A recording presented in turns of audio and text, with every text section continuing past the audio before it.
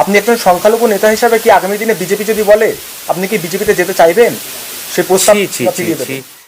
যদি রাজ ক্ষমতার শীর্ষে বসানোর প্রস্তাবও আসে, তাও বিজেপির মতো সাম্প্রদায়িক শক্তির সঙ্গে আপোষ নয়, কোনো কথা বলার প্রয়োজন। দল গঠন করেছেন পীরজাদা রুহুল আমিন, তিনিও দল গঠন করেছেন, কিন্তু কামরুজ্জামানের ভবিষ্যৎ কি? কামরুজ্জামান কি আগামী দিনে আলাদা কোনো দল গঠন করতে চলেছেন, বা তৃণমূল কংগ্রেসে বা সিপিএম কংগ্রেস কি ভোটেও দাঁড়াতে চাই না, কিন্তু সংখ্যালঘুদের অধিকার, সংখ্যালঘুদের উন্নয়ন, ইনসাফের প্রশ্নে 25 বছর ধরে অন্যায়ের বিরুদ্ধে জিহাদ ঘোষণা করতে পেরেছি অরাজনৈতিক নেতৃত্ব হিসাবে। বিকল্প কোনো নেতৃত্ব পশ্চিমবাংলায় নেই যারা রাজনীতির ছত্রছায়ায় থেকে ধর্মীয় নেতৃত্ব হওয়ার পরেও অন্যায়ের বিরুদ্ধে কামরুজ্জামানের বন্দ্যোপাধ্যায় নতুন দল করে যেভাবে বিজেপিকে বাংলায় নিয়ে এলেন, মমতা বন্দ্যোপাধ্যায়কে দায়িত্ব নিয়ে সেই বিজেপিকে বাংলা থেকে বিতাড়িত করতে হবে। তৃণমূল সরে দাঁড়ালেও কিন্তু আমরা তৃণমূলকে সরে যেতে দেব না। প্রথম প্রশ্ন, কি হতে পারে সংখ্যালঘুদের ভবিষ্যৎ? এবছর যে নির্বাচন, এটা অত্যন্ত ক্রুশিয়াল একটা লড়াই। এ লড়াইটা সাম্প্রদায়িক শক্তির বিরুদ্ধে ধর্মনিরপেক্ষ দলগুলোর লড়াই হবে। মুসলমানরা চাইছে যে পিছনের চাওয়া পাওয়াকে ভুলে এবার পুনরায় ধর্মনিরপেক্ষ শক্তিকেই ক্ষমতায় নিয়ে আসতো। কিন্তু ধর্মনিরপেক্ষ শক্তি আব্বাস সিদ্দিকী মাঠে ময়দানে নেমে পড়েছেন, তিনি কার্যত তৃণমূল তাকে সাম্প্রদায়িক বলে আখ্যা দিচ্ছে। অন্যদিকে সংখ্যালঘু ভোট পেতে মরিয়া তৃণমূল, কিন্তু কোন দিকে যাবে সংখ্যালঘু ভোট ব্যাংক? আব্বাস সিদ্দিকীর দল নতুন এবং তৃণমূল পুরাতন দল, ভাঙা গড়ার লড়াই চলছে। এখন বিভিন্ন দলের সঙ্গে ফ্রন্ট তৈরির চেষ্টা চলছে। আব্বাস সিদ্দিকী সাহেবও একটা দল গড়েছেন, অন্যান্য ধর্মনিরপেক্ষ রাজনৈতিক দলও আছেন। আমরা চাই যে সবাই সম্মিলিতভাবে সাম্প্রদায়িক শক্তি বিজেপিকে পরাজিত করার একটা কৌশল তৈরি করুন। কোনোভাবেই যাতে ধর্মনিরপেক্ষ ভোট নানা ভাগে ভাগ না হয়ে বিজেপির বাড়তি সুবিধা হয়, এটা সব দলকেই, সব নেতৃত্বকেই মাথায় রাখতে হবে।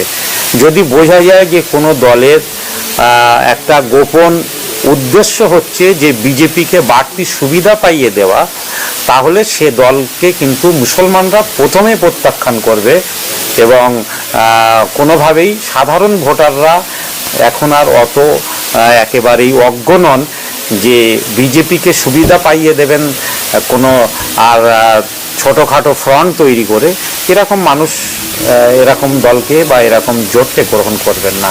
আমাদের কাছে বড় চ্যালেঞ্জ বিজেপিকে হারাতে হবে। বিজেপি বলছে তৃণমূল সংখ্যালঘু তোষণ করছে, তাহলে আপনার তৃণমূলকে সাম্প্রদায়িক বলে আখ্যা দেবেন?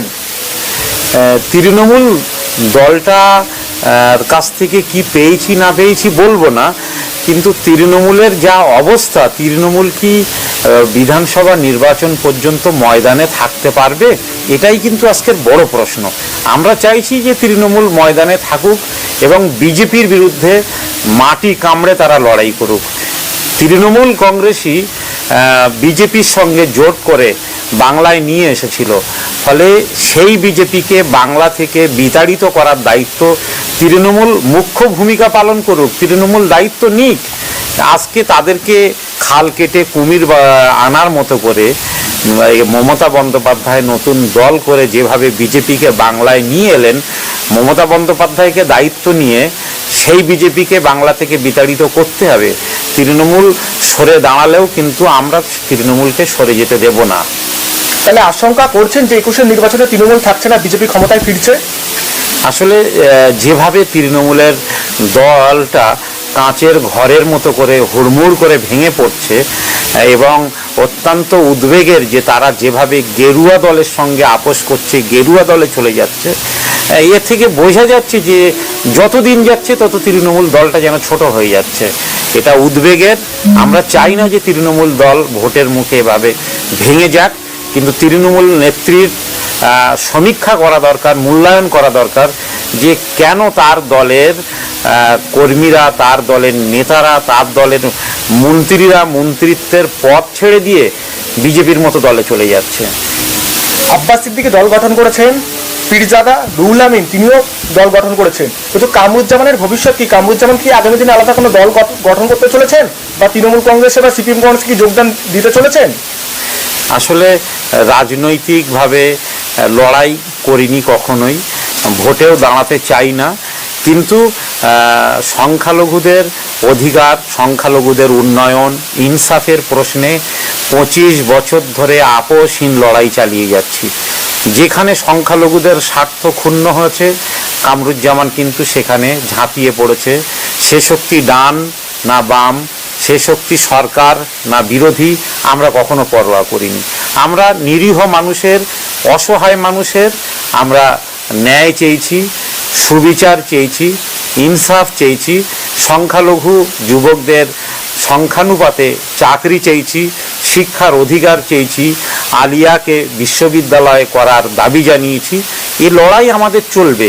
আজকের সবথেকে বড় প্রশ্ন এসে দাঁড়িয়েছে সংখ্যালঘুদের নিরাপত্তা। যেভাবে এক সময়ের তৃণমূল নেতারা যারা মাথায় টুপি দিয়ে আর গায়ে হাজি রুমাল লাগিয়ে ইফতার পার্টিতে গিয়ে বড় বড় সেকুলার বুলি দিতেন, তারাই আজকের বিজেপিতে গিয়ে যেভাবে সাম্প্রদায়িক কথাবার্তা বলছেন, যেভাবে মেরুকরণের রাজনীতিতে উস্কানি দিচ্ছেন, এটা অত্যন্ত ভয়ঙ্কর। এবং এর ফলে ধর্মনিরপেক্ষ রাজনৈতিক দলের যে সমস্ত নেতারা আছেন, এক শ্রেণীর নেতাদের উপরে কিন্তু মুসলমান বা সংখ্যালঘুদের আস্থা হারিয়ে যাচ্ছে, যে এরা কি আদৌ সংখ্যালঘুদের হয়ে দেশের ধর্মনিরপেক্ষ মতাদর্শের পক্ষে লড়াই করবেন, না সম্ভব হলে যে কোনো সময়ে ওই মেরুকরণের রাজনীতিতে গিয়ে সাম্প্রদায়িক শক্তি বা গেরুয়া শক্তির সঙ্গে হাত মেলাবেন। এটা কিন্তু একটা বড় প্রশ্ন, এবং এই প্রশ্নের উত্তর যারা ধর্মনিরপেক্ষ রাজনৈতিক দলের পক্ষ থেকে লড়াই করবেন, যারা মুসলমানদের ভোটটা চাইছেন, সেই সমস্ত নেতাদের বলবো তাদের কিন্তু এভাবে আশ্বস্ত করতে হবে মুসলমানদের, যে দেখুন ভোটের আগে আপনাদের কাছে থেকে আপনাদের ভোট চাইছি, কিন্তু ভোটের পরে আমরা আপনাদের পাশে থাকবো। সমালোচকেরা বলেন অরাজনৈতিকভাবে কোনো কিছু হয় না, রাজনৈতিকভাবে ময়দানে নামতে হয়, কিন্তু এই অরাজনৈতিকভাবে আপনি আর কতদিন চালাবেন? আমাদের লড়াইটা মানুষের ইনসাফের জন্য লড়াই। আসলে আমরা হচ্ছি সোশ্যাল লিডার। সোশ্যাল লিডারদের ভূমিকা অনেক বেশি। রাজনৈতিক পট পরিবর্তন হয়, একটা দল শাসক দলের নেতৃত্বের জায়গায় থাকলে কিছুদিন মানুষের জন্য সেবা করা যায়, সব বিষয়ে মানুষের স্বার্থে মানুষের হয়ে কথা বলা যায় না। কিন্তু একটা অরাজনৈতিক নেতৃত্ব হওয়ার কারণে সব সময়ে মানুষের পক্ষে কথা বলতে পেরেছি, ইনসাফের পক্ষে কথা বলতে পেরেছি, ন্যায়ের পক্ষে কথা বলতে পেরেছি, অন্যায়ের বিরুদ্ধে জিহাদ ঘোষণা করতে পেরেছি অরাজনৈতিক নেতৃত্ব হিসাবে।